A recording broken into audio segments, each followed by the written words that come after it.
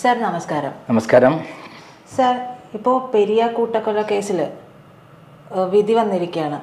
കുറ്റക്കാരാരാണെന്നൊക്കെ പറഞ്ഞിരിക്കുന്നു. ശിക്ഷ വിധിക്കാനായിട്ട് ജനുവരി 3 മാറ്റിയിരിക്കുന്നു. ഈ കേസിൽ 3-ാം തീയതി വരുന്ന ശിക്ഷ എന്തായിരിക്കുമെന്ന് സാറിന് പ്രെഡിക്റ്റ് ചെയ്യാൻ പറ്റുമോ? അത് ചിലപ്പം വധശിക്ഷ വരെ ഉണ്ടാവാം, ചിലർക്ക് ജീവപര്യന്തം ഉണ്ടാകാം, അല്ലെങ്കിൽ ഡബിൾ ജീവപര്യന്തം ഉണ്ടാകാം. അങ്ങനെ ഒരു കേസാണ് പെരിയ കൂട്ടക്കൊല എന്ന് പറയുന്നത്. മനുഷ്യ മനസാക്ഷിയെ ഞെട്ടിക്കുന്ന വിധത്തിൽ 2 യുവാക്കളെ വഴിക്ക് വെച്ച്, ഒരു അമ്പലത്തിൻ്റെ ഉത്സവപ്പറമ്പിലേക്ക് പോകുന്ന വഴിക്ക് വെച്ച്, വിജനമായ സ്ഥലത്ത് വെച്ചിട്ട് CPM-ൻ്റെ നേതാക്കന്മാർ വെട്ടിനുറുക്കിയ കഥയാണ്, സ്റ്റോറിയാണ് ഈ പെരിയ കൂട്ടക്കൊല എന്ന് പറയുന്നത്. 2019 ഫെബ്രുവരി മാസത്തിലാണ് ഈ സംഭവം നടക്കുന്നത്. അവിടെ ഒരു ഉത്സവമാണ്, ഭഗവതി ക്ഷേത്രത്തിലെ പെരുങ്കളിയാട്ടത്തിന് വേണ്ടി പോകുന്ന 2 പേര്, അതിൻ്റെ നടത്തിപ്പുകാരായിരുന്നു ഇവർ ഫുൾ അതിൻ്റെ അകത്ത് പ്രവർത്തിച്ചുകൊണ്ട് നിൽക്കുമ്പോഴാണ് നമ്മുടെ മുൻ MLA ആയ കുഞ്ഞിരാമൻ അടക്കമുള്ള ആളുകൾ, അവിടുത്തെ പീതാംബരൻ എന്ന് പറയുന്ന LC സെക്രട്ടറി അടക്കമുള്ള ആളുകളുടെ നേതൃത്വത്തിൽ ഒരു 10-25 പേര് കൂട്ടം കൂടിയിട്ട് ഇവരെ 2 പേരെയും വെട്ടിനുറുക്കിയത്. ഇതൊരു മനുഷ്യ മനസാക്ഷിയെ ഞെട്ടിക്കാന്ന് മാത്രമല്ല, അത്രയും മൃഗീയമായിട്ടാണ് വെട്ടിയത്. 2 ചെറുപ്പക്കാരാണ്. ആ കൊലപാതകം തീർച്ചയായിട്ടും അപൂർവങ്ങളിൽ അപൂർവമായിട്ട് കരുതാൻ സാധ്യതയുണ്ട്. കാരണം 2 രാഷ്ട്രീയത്തിൻ്റെ പേരിൽ 2 കോൺഗ്രസ്സുകാരായി പോയി എന്നുള്ളതുകൊണ്ട് മാത്രം വെട്ടിക്കൊല്ലുക എന്ന് പറയുന്ന ഒരു സംഭവമാണ് നടന്നത്. ഇതിനാസ്പദമായിട്ടുള്ള സീരിയസ് ആയ ഒരു കാരണവും നമ്മുടെ മുന്നിലേക്ക് വന്നിട്ടില്ല. പല കാരണങ്ങളും പ്രചരിക്കുന്നുണ്ടെങ്കിലും ശക്തമായ രൂപത്തിൽ ഇവരെ ഏതെങ്കിലും വിധത്തിൽ ഒരു മുമ്പ് വെട്ട് കേസിലെ പ്രതികളോ അല്ലെങ്കിൽ വേറെ ആരെ ആക്രമിച്ച കേസിലെ പ്രതികളോ ഒന്നുമല്ല, ഒരു കാരണവുമില്ലാതെയാണ് ഈ 2 പേരെയും വെട്ടിക്കൊന്നത് എന്നുള്ളതാണ് ഏറ്റവും പ്രധാനപ്പെട്ട കാര്യം. ഇപ്പോൾ 6 വർഷമായിട്ടുള്ള ഈ കേസിൻ്റെ ഏറ്റവും പ്രധാനപ്പെട്ട കാര്യം എന്ന് പറയുന്നത്, ആദ്യം ഇത് പോലീസ് അന്വേഷിച്ചു, അതിനുശേഷം അത് ക്രൈംബ്രാഞ്ച് ഏറ്റെടുത്തു. ക്രൈംബ്രാഞ്ച് പീതാംബരനടക്കമുള്ള ആളുകളെ അറസ്റ്റ് ചെയ്ത് 14 പേർക്കെതിരെ കുറ്റപത്രം സമർപ്പിച്ചിരുന്നു. അതിനുശേഷമാണ് ഈ കുടുംബം, അത് മാത്രമല്ല അവിടുത്തെ MLA അടക്കമുണ്ട്, കുഞ്ഞിരാമൻ എന്ന് പറയുന്ന ഉദുമയിലെ മുൻ MLA അടക്കം ഇതിൽ പ്രതികളാണ് എന്ന് പറഞ്ഞുകൊണ്ട് ഹൈക്കോടതിയിൽ CBI അന്വേഷണത്തിന് ഹർജി കൊടുക്കുന്നത്. അങ്ങനെ ഹർജി കൊടുത്ത് ഹൈക്കോടതി CBI അന്വേഷണം ഡിക്ലെയർ ചെയ്തു. CBI അന്വേഷണം ഡിക്ലെയർ ചെയ്ത സിംഗിൾ ബെഞ്ച് ഇതിനെതിരെ ഗവൺമെൻറ്റാണ് പോണത്. ഗവൺമെൻറ് ഹൈക്കോടതിയിൽ ഡിവിഷൻ ബെഞ്ച് പോകണം.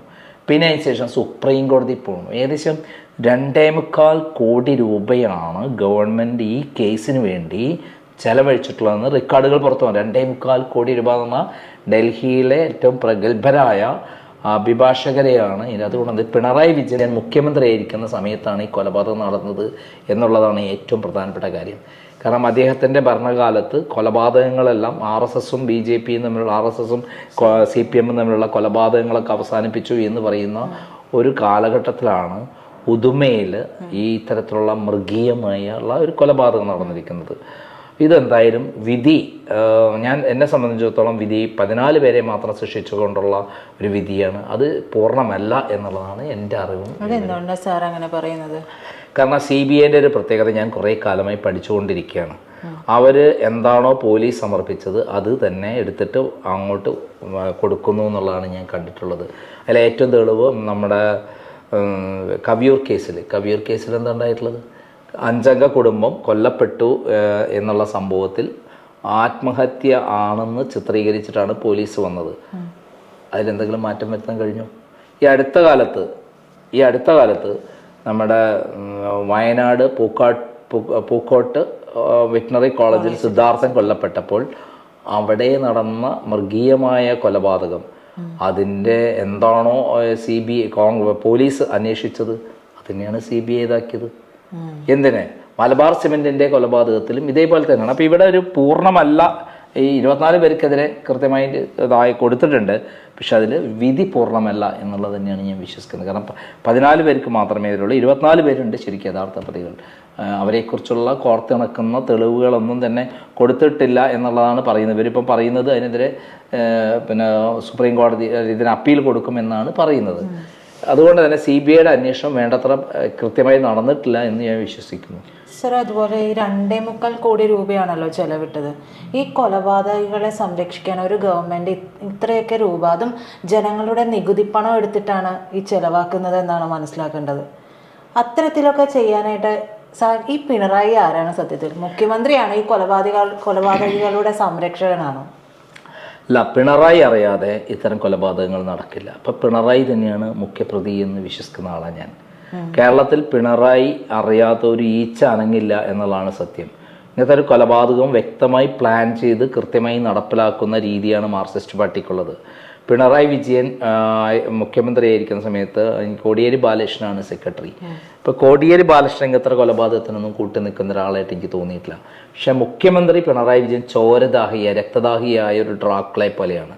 അദ്ദേഹം നടത്തിയിട്ടുള്ള ടി പി ചന്ദ്രശേഖർ കൊലപാതകം അടക്കമുള്ള കാര്യങ്ങൾ എടുത്ത് പരിശോധിച്ചാൽ അദ്ദേഹത്തിന് ആ ചോര കണ്ടിട്ട് വെട്ടി നുറുക്കി 51 കഷ്ണങ്ങളാക്കി മുഖം വികൃതമാക്കി അത് ഓപ്പറേഷൻ സക്സസ് എന്ന് പറയുന്ന മെസ്സേജ് കിട്ടുന്നവരെ അദ്ദേഹം സംതൃപ്തനായിരുന്നാൽ അതിലെ മുഖ്യപ്രതി അദ്ദേഹമാണ്. അദ്ദേഹം അറിയാതെ ഒരു കൊലപാതകം നടക്കില്ല. അങ്ങനെയുള്ള സന്ദർഭത്തിലാണ് ടി പി ചന്ദ്രശേഖരൻ്റെ കൊലപാതകത്തിന് ശേഷം പെരിയ കൂട്ടക്കൊലപാതകം നടക്കുന്നത്. എന്തെല്ലാം അട്ടിമറികൾ നടത്താൻ ശ്രമിച്ചു പിണറായി. ഈ 2.25 കോടി രൂപ ചെലവഴിക്കണേ പിണറായി അറിയാതെ നടക്കുമോ? ഗവൺമെൻറ്റല്ലേ നടത്തുന്നത്. ഇപ്പം പിണറായിയാണ് മുഖ്യപ്രതിനകത്ത് ശരിക്കും. കാരണം നമ്മളെ മുന്നിൽ കാണുന്ന കുറ്റകൃത്യം ചെയ്തിട്ടുള്ള ഒരാളാണ്. പക്ഷെ പിന്നിലെ ഒരു ഗൂഢാലോചനയുണ്ട് എല്ലാത്തിനും. മാർക്സിസ്റ്റ് പാർട്ടിയിലെ ഒരു കൊലപാതകം നടത്തണമെങ്കിൽ മുകളിൽ നിന്ന് അവർക്ക് പെർമിഷൻ കിട്ടണം. ഇതിലെ മാർക്സിസ്റ്റ് പാർട്ടിയിലെ മുൻ MLA ഉണ്ട്, LC സെക്രട്ടറിമാരുണ്ട്, അവിടെ മെമ്പർമാരുണ്ട്. ഈ 14 പേരും പാർട്ടിയുടെ ആൾക്കാരാണ്. ഒരാളതിൻ്റെ അകത്ത് ഒഴിവാക്കാൻ പറ്റില്ല. ഇനി ഏറ്റവും രസകരമായ വേറൊരു കാര്യം കൂടെ എനിക്ക് പറയാനുള്ളത്, അതായത് ഈ പെരിയ കൂട്ടക്കൊലപാതകത്തിൽപ്പെട്ട പ്രതികൾ എറണാകുളം കാക്കനാട് ജയിലിൽ വന്നപ്പോൾ ഞാനും അവിടെ ഉണ്ടായിരുന്നു. അവർ ക്യൂ നിന്നിട്ട് ചെക്കപ്പിന് കയറുകയാണ് സൂപ്രണ്ടിൻ്റെ അടുത്തേക്ക്. ആ സന്ദർഭത്തിലാണ് എന്നെ അവിടെയുള്ള സബ് കോടതിയിൽ നിന്ന്, വീണ ജോർജിൻ്റെ കള്ളക്കേസിൽ നിന്ന് എനിക്ക് പ്രൊട്ടക്ഷൻ വേണമെന്ന് പറഞ്ഞിട്ട് ഈ കോടതിയിലേക്ക്, കാക്കനാട് ജില്ലാ കോടതിയിലേക്ക് മാറ്റുന്നത്. അപ്പോൾ എന്നെയും ചെക്കപ്പിന് വേണ്ടി സൂപ്രണ്ടിൻ്റെ അടുത്തേക്ക്. അപ്പം ഞാൻ ഇവരെ പിന്നിലാണ് നിൽക്കുന്നത്. അപ്പം എന്നോട് ഇവരാണെന്നുള്ളത് ഞാൻ മനസ്സിലാക്കുകയാണ്. അവർ അതായി അന്ന് എനിക്ക് വേറെ പ്രശ്നമൊന്നും ഉണ്ടായില്ല. ഞാൻ സൂപ്രണ്ടായി നല്ല അടുത്ത ബന്ധമായിരുന്നു. സൂപ്രണ്ട് കഥയൊക്കെ പറഞ്ഞ് എല്ലാ പ്രൊട്ടക്ഷനും ഏർപ്പെടുത്തിയിട്ടുണ്ട് എന്ന് പറഞ്ഞ് ഞാൻ അന്ന് എനിക്ക് പെട്ടെന്ന് 7 ദിവസം കൊണ്ട് ജാമ്യത്തിൽ ഇറങ്ങിപ്പോന്നു. അതിനുശേഷം എന്നെ 2021 ശേഷം 2022 എന്നെ വീണ്ടും കള്ളക്കേസിൽ അറസ്റ്റ് ചെയ്യാണ്. ജൂലൈ മാസത്തിൽ നമ്മൾ അഞ്ജു എന്ന് പറയുന്ന പെൺകുട്ടിയുടെ കള്ളപ്പരാതിയെ വെച്ച് ഗവൺമെൻറ് പ്ലാനായിട്ട് എന്നെ നേരെ കാക്കനാട് ജില്ലാ ജയിലിലേക്കാണ് കൊണ്ടുപോയത്. അവിടെ എനിക്ക് പ്രൊട്ടക്ഷൻ ഏർപ്പെടുത്തിയിരുന്ന കോടതി എന്നെ എല്ലാ സുരക്ഷിതത്വം ഉണ്ടായിരുന്നു. ഞാൻ താമസിച്ചിരുന്നത് ആർഷോ എന്ന് പറയുന്ന SFIയുടെ സ്റ്റേറ്റ് സെക്രട്ടറിയുടെ ഓഫീസ് റൂമിൻ്റെ തൊട്ടടുത്ത്, സെല്ലിൻ്റെ തൊട്ടടുത്ത്. എൻ്റെ റൂമിൽ എന്നെ പ്രൊട്ടക്ട് ചെയ്യാൻ വേണ്ടി, എൻ്റെ റൂമൊക്കെ ക്ലീൻ ചെയ്യാനും മറ്റേനൊക്കെ ആയിട്ട് എൻ്റെ അറിവോട് കൂടിയിട്ട് ഒരാളെയും നിർത്തിയിട്ടുണ്ട്. എനിക്ക് എല്ലാ സംരക്ഷണവും എല്ലാ സൗകര്യമുണ്ട്. അപ്പോൾ ഞാൻ വൈകുന്നേരം നടക്കാൻ ഇറങ്ങും. എനിക്ക് നടക്കാനുള്ള ഞാൻ പെർമിഷൻ മേടിച്ചിട്ടുണ്ട്. അതേപോലെ രാവിലെ നടക്കും, വൈകുന്നേരം അങ്ങനെയൊന്നും ആർക്കും കൊടുക്കില്ല. പക്ഷേ എൻ്റെ കാലിന് ചില പ്രശ്നങ്ങൾ വന്നതുകൊണ്ട്, കാല് വഴുതി വീണതുകൊണ്ട് അവർ ഇപ്പോൾ ഹോസ്പിറ്റലിൽ നിന്നുള്ള നിർദ്ദേശപ്രകാരം സൂപ്രണ്ടിൻ്റെ അനുമതിയോടുകൂടി ഞാൻ നടക്കും, വൈകുന്നേരം നടക്കും. ഈ സന്ദർഭത്തിൽ എന്നെ കൊല്ലാൻ വേണ്ടിയിട്ട് അല്ലെങ്കിൽ എന്നെ ആക്രമിക്കാൻ വേണ്ടിയിട്ട് പെരിയ കൂട്ടക്കൊലപാതകത്തിലെ CPMൻ്റെ ഈ ആളുകൾ പ്ലാൻ ചെയ്തു എന്നുള്ള വിവരം എന്നോട് പറയുന്നത് എൻ്റെ തൊട്ടടുത്ത റൂമിൽ താമസിച്ചിരുന്ന ഒരു വലിയ ക്രിമിനലാണ്. പക്ഷേ അയാൾക്ക് എന്നോട് ഭയങ്കര ക്രൈമിനോടുള്ളൊരു ആരാധനയുള്ള അയാളാണ്. അപ്പോൾ അയാൾ എൻ്റെ അടുത്ത് വന്ന് പറഞ്ഞു, നിങ്ങളെ നോട്ടമിട്ടിരുന്നു, നിങ്ങളെ ആക്രമിക്കാൻ വേണ്ടി പ്ലാൻ ചെയ്തിരുന്നു പെരിയ കൂട്ടക്കൊലപാതകത്തിലെ ആൾക്കാർ. പക്ഷേ ആർഷോ തടയുകയാണ് ചെയ്തത്. ആർഷോ തടയാൻ കാരണം, ഏതെങ്കിലും കാരണവശാൽ എൻ്റെ മേലിൽ ഒരു കല്ല് വീണാൽ, ഒരു ചോര പടിഞ്ഞാൽ തൊട്ടടുത്ത് നിൽക്കുന്ന ആർഷോന് പ്രശ്നമായി തീരും. അപ്പോൾ ആർഷോ എന്നെ സംരക്ഷിക്കുകയായിരുന്നു. കാരണം ഏതെങ്കിലും കാരണവശാൽ അങ്ങനെ വന്നാൽ ആർഷോന് വീണ്ടും അവിടെ നിന്ന് ഇറങ്ങാൻ പറ്റില്ല. കാരണം ആർഷോ ആണ് അതിൻ്റെ അത് പ്രതിയായി വരിക. കാരണം CPMൻ്റെ അല്ല SFIയുടെ സ്റ്റേറ്റ് സെക്രട്ടറി ആയ ആർഷോ വീണ്ടും പ്രതിയായിട്ട് വരും. കാരണം ആർഷോ അറിയാതെ അവിടെ നിന്ന് ഒരു സംഭവം നടക്കില്ല. കാരണം ആർഷോ എന്ന് പറയുന്നത് സംസ്ഥാന CPMൻ്റെ പ്രമുഖനായ നേതാവാണ്. അപ്പോൾ ആർഷോ തന്നെ എന്നോട് വന്ന് പറഞ്ഞിട്ടുണ്ട്, അങ്ങനെ പുറത്തൊന്നും അങ്ങോട്ടും ഇങ്ങോട്ടും പോകരുത്, കാരണം ഞാനും ഇവിടെ തൊട്ടടുത്ത പ്രതി എന്തെങ്കിലും സംഭവിച്ചാൽ എൻ്റെ തലയിലേക്ക് വരും എന്ന് ആർഷോ എന്നോട് പറഞ്ഞിട്ടുണ്ട്.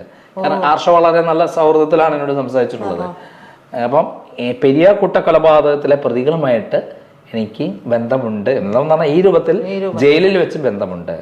അപ്പം എന്നെ ഒരു അപായപ്പെടുത്താനുള്ള പ്ലാൻ പാർട്ടിക്കുണ്ടായിരുന്നു. പക്ഷെ ജയിലിൽ വെച്ച് അത്രയും പ്രൊട്ടക്ഷനാണ് എനിക്ക് തന്നിരുന്നത്. പക്ഷേ സംഭവം 2 കല്ലെടുത്ത് എറിഞ്ഞാലും ഇതല്ലേ. ഒരു ദിവസം രാത്രി ഒരു 1 മണിക്ക് പെട്ടെന്ന് പിന്നെ സൂപ്രണ്ട് കയറി വരികയാണ്. സൂപ്രണ്ട് കയറി വന്നിട്ട് എന്നോട് ചോദിക്കുകയാണ്, വേറെ പ്രശ്നമൊന്നുമില്ലല്ലോ എന്ന് ചോദിക്കുക. അപ്പോൾ ഞാൻ പറഞ്ഞു ഒരു പ്രശ്നമില്ല, എന്താ ഉറങ്ങാത്ത ചോദിച്ചു. ഞാൻ പറഞ്ഞ ഒരു പുസ്തകം വായിച്ച് തീർത്തിട്ട് ഉറങ്ങാമെന്ന് വെച്ചിട്ടാണ് പറഞ്ഞു. ഞാൻ നല്ല മനുഷ്യനാണ്. ഇപ്പോൾ പുതിയ സൂപ്രണ്ടായിരുന്നു. അതിന് പിറ്റേ ദിവസമാണ് എന്നോട് പറയുന്നത് അവരൊരു ആക്രമിക്കാനുള്ള പരിപാടി ഉണ്ടായിരുന്നു. ചിലപ്പം ഏതെങ്കിലും ഒരു പാമ്പിനെ ഇങ്ങോട്ട് കൊണ്ടിട്ടാൽ പോരെ, ഇവർക്ക് എന്ത് ചെയ്യാലോ, ഇതിനുള്ളിൽ കൊണ്ടിട്ടാൽ കഴിഞ്ഞില്ല കാര്യം. അപ്പൊ അങ്ങനെ ഒരു സംഭവം കൂടി ഉണ്ടായിട്ടുണ്ട്. അപ്പൊ പെരിയ കൂട്ടക്കൊലപാതകത്തിലെ പ്രതികൾ ജയിലിൽ ഇങ്ങനെ ഒരു കൊലപാതകം അല്ലെങ്കിൽ എന്നെ കൊല്ലാനുള്ള ഒരു പ്ലാനും അല്ലെങ്കിൽ ആക്രമിക്കാനുള്ള ഒരു പ്ലാനും നടത്തിയ ആൾക്കാരാണ്. അപ്പം ഈ സംഭവത്തിൽ എന്തായാലും അവരുടെ കുടുംബം ഇന്ന് വളരെയധികം ഒരു ആശ്വാസത്തിൻ്റെ നിഴലിലാണെന്നാണ് ഞാൻ വിശ്വസിക്കുന്നത്. പക്ഷെ അത് പോരാ, ഇതിൽ കൃത്യമായി ശിക്ഷ കൂടി വരണം. ഇങ്ങനത്തെ കൊലപാതകങ്ങളൊക്കെ നിർത്തണമെങ്കിൽ ഇവർക്ക് കടുത്ത ശിക്ഷ, കൊല്ലുന്നത് വധശിക്ഷയൊന്നൊരു ഇതല്ല, കഴിഞ്ഞു പോകും. അവർ ജീവിതകാലം മുഴുവൻ ഇരട്ട ജീവപര്യന്തമെങ്കിലും കിട്ടണമെന്നാണ് ഞാൻ ആഗ്രഹിക്കുന്നത്. കാരണം അത്രയും ക്രൂരമായ കൊലപാതകമാണ് 2 ചെറുപ്പക്കാരെ നിരപരാധികളായ 24 വയസ്സേ ഉള്ളൂ സർ. ആ ചെറുപ്പക്കാരെയാണ് ഇവര് കൊന്നു കളഞ്ഞത്. നമുക്കൊന്നും മനസ്സിൽ ചിന്തിക്കാൻ പറ്റാത്ത എങ്ങനെ കൊല്ലാൻ പറ്റുന്ന ഈ പാർട്ടിക്ക് എന്നുള്ളതാണ്. ഇവര് തന്നെ നാളെ CPM വരില്ല എന്നെന്താ ഉറപ്പ്? അങ്ങനെയുള്ള ഒരു പാർട്ടിയിൽ കോൺഗ്രസ്സുള്ള എത്രയോ ആൾക്കാർ CPM പോകണില്ലേ, CPM ആൾക്കാർ കോൺഗ്രസ്സിലേക്ക് പോകണില്ലേ? മനുഷ്യരല്ലേ, ആരാണെങ്കിലും എന്താ, ഒരു മനുഷ്യജീവനെ കൊല്ലാനുള്ള അവർക്ക് എന്താ അധികാരം? കാലന്മാരായിട്ട് ജന്മം എടുത്തിരിക്കുന്നതാണ് CPMകാരെന്ന് പറയേണ്ടി വരും. അങ്ങനെയല്ല, പിണറായി വിജയൻ എന്ന ഡ്രാക്കുള, ചോരദാഹിയായ ഡ്രാക്കുളയാണ് കേരളത്തിൽ ഇത്തരം കൊലപാതകങ്ങൾക്കൊക്കെ കാരണക്കാരൻ. മുമ്പ് ആദ്യത്തെ കൊലപാതകം രാമകൃഷ്ണൻ എന്ന് പറയുന്ന ഒരാളെ കൊന്നിട്ട് തുടങ്ങിയാണ്. വെണ്ടുട്ടായി ബാബുവിൻ്റെ ഭാര്യനെ നമ്മൾ ഐശ്വര്യയാണ് പോയി ഇൻ്റർവ്യൂ നടത്തിയത്. അവരുടെയൊക്കെ സങ്കടം കാണേണ്ടതാണ്. അത് മാത്രമല്ല, അവരെ മക്കളെ, ഇയാളുടെ ബന്ധുവാണ് വെണ്ടുട്ടായി ബാബു, പിണറായിയുടെ ബന്ധുവാണ്. എന്നിട്ട് അയാൾ CMPയിലേക്ക് മാറിയേ. CMPയിൽ മാറുമ്പോൾ ഇയാളെ എല്ലാ രഹസ്യങ്ങളും അറിയുന്ന ആളാണ് ആര്? വെണ്ടുട്ടായി ബാബു. അതിൻ്റെ പേരിലാണ് കൊന്നത്. കൊന്ന ശേഷം മക്കൾക്ക് ഇത് കൊടുക്കണ്ടേ? മക്കളെയും കള്ളക്കേസിൽപ്പെടുത്തുക, കാപ്പ കേസിൽപ്പെടുത്തുക. ഇതൊക്കെ പിണറായി വിജയൻ ഭരണകാലത്തും ചെയ്യണം. പിണറായി വിജയൻ്റെ വീടിൻ്റെ തൊട്ടടുത്താണ് വെണ്ടുട്ടായി എന്ന് പറയുന്ന സ്ഥലം. ആ സ്ഥലത്ത് പോയിട്ടാണ് ഐശ്വര്യ തൻ്റെ പൂർവ്വം പോയിട്ട് ആ ഇൻ്റർവ്യൂ എടുത്തത്. അതുപോലെ 2 പേരെ കൊന്ന, അച്ഛനെയും മകനെയും കൊന്ന ഒരു കേസിന് തൊട്ടടുത്ത് തന്നെയാണ് വീട്. RSSകാരൻ്റെ ആളുടെ ഭാര്യയും നമ്മൾ പോയി ഇൻ്റർവ്യൂ എടുത്തിട്ടുണ്ട് ഐശ്വര്യ പോയിട്ട്. അതേപോലെ അയാളുടെ വീടിൻ്റെ തൊട്ടടുത്താണ്, പിന്നിലാണ് ഇദ്ദേഹത്തെ വളർത്തിയിട്ടുള്ള അധ്യാപകൻ്റെ മകനായ നമ്മുടെ പാണ്ഡ്യാല ഷാജിനെ പോയി നമ്മൾ ഇൻ്റർവ്യൂ എടുത്തത്. പിണറായി വിജയൻ്റെ വീടിൻ്റെ മുന്നിൽ കൂടെ കയറി, പോലീസ് കാവൽ നിൽക്കുന്ന വീടിൻ്റെ മുന്നിൽ കൂടെ അങ്ങോട്ട് കയറി പോകണം. അപ്പോൾ ഇതൊക്കെ ചോരദാഹിയായ പിണറായി വിജയനെ സംബന്ധിച്ചിടത്തോളം ഇതൊന്നൊരു പ്രശ്നമില്ല. കാരണം അദ്ദേഹത്തിൻ്റെ മേലൊന്നും പറ്റില്ല. പാവപ്പെട്ട അണികളാണല്ലോ, CPM അണികളല്ലേ ഇതിൻ്റെ പ്രതികളാവുന്നത്. അവർ ചത്താലെന്ത്, ചത്തില്ലെങ്കിൽ പിണറായിക്ക് എന്താ? പിണറായി വിജയൻ കോടാനുകോടി രൂപ ഉണ്ടാക്കി സുരക്ഷിതനായി കഴിഞ്ഞു. പക്ഷേ ഇത്തരത്തിൽ ക്രിമിനൽ കേസിൽ പോയി പെടുന്ന പ്രതികൾ, അവരുടെ കുടുംബത്തിൻ്റെ സ്ഥിതി എന്താണ്? ഈ പ്രതികൾ വലിയ ഗമേല പോണത് കൊല്ലാൻ വേണ്ടി, പാർട്ടി കുന്തം കുടച്ചക്രം എന്ന് പറഞ്ഞിട്ട്. പക്ഷേ കൊന്ന ശേഷം ഫാമിലീൻ്റെ സ്ഥിതി എന്താണ്? അവരെ അനുഭവിക്കല്ലേ? ഒരു തെറ്റും ചെയ്യാത്ത CPMൻ്റെ കൊലപാതകികളായ ഈ നേതാക്കന്മാരോ അണികളോ അവർ തിരിച്ചറിയുന്നില്ല അവരുടെ കുടുംബം നാളെ എല്ലാ തരത്തിലും ഒറ്റപ്പെടുകയാണ്. കൊലപാതകിയുടെ കുടുംബമാണെന്ന് നാട്ടുകാർ മുദ്ര കുത്തുകയാണ്. അവർക്ക് അവരത്താണിയായ ആളുകൾ, പുരുഷന്മാർ ജയിലിലാണ്. ഇങ്ങനെ എത്ര സംഭവങ്ങളാണ് നമ്മുടെ നാട്ടിലുള്ളത്. ഇതിനൊരു ഇങ്ങനെയുള്ള ദുരന്തങ്ങൾ കാർത്തി വരുത്തേണ്ടത് വളരെ അത്യാവശ്യമാണ്. അത് കോൺഗ്രസ്സുകാരൻ മരിച്ചാലും CPMകാരൻ മരിച്ചാലും BJPക്കാർ മരിച്ചാലും അത് മനുഷ്യനാണ് മരിക്കുന്നത്. അത് കൃപേഷ് വന്നു, ശരത്ലാൽ വന്നു, അത് കോൺഗ്രസ്സുകാരാണ്.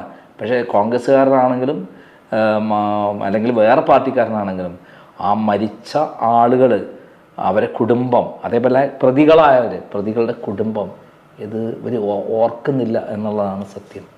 എന്തായാലും നമുക്ക് ശിക്ഷാവിധി ആ കുടുംബങ്ങൾക്ക് ആശ്വാസകരമായൊരു ശിക്ഷാവിധി വരുമെന്ന് തന്നെ പ്രതീക്ഷിക്കാം അല്ലേ സർ? തീർച്ചയായിട്ടും അതിലൊരു തക്കതായ ശിക്ഷാവിധി വരും നമുക്ക് പ്രതീക്ഷിക്കാം. പക്ഷെ ആ തക്കതായ ശിക്ഷാവിധി വരുമ്പോഴും ഞാൻ മറുഭാഗത്ത് പറയുകയാണ്, ഈ ശിക്ഷ കിട്ടുന്ന ആളുകളുടെ കുടുംബങ്ങൾ, അവരൊക്കെ ഈ CPM എന്ന് പറയുന്ന പ്രസ്ഥാനം ചെയ്യുന്ന കുറ്റകൃത്യം, പിണറായി വിജയൻ എന്ന് പറയുന്ന കാപാലികം ചെയ്യുന്ന ഇത്തരത്തിലുള്ള ചോരയ്ക്ക് വേണ്ടിയുള്ള ഈ കൊലപാതകങ്ങൾ അത് നിർത്തണമെങ്കിൽ പിണറായി വിജയൻ ജയിലിലാകണം. അന്നേ ഇതിന് മാറ്റം ഉണ്ടാവും എന്നാണ് ഞാൻ വിശ്വസിക്കുന്നത്. നന്ദി സർ. നന്ദി, നമസ്കാരം.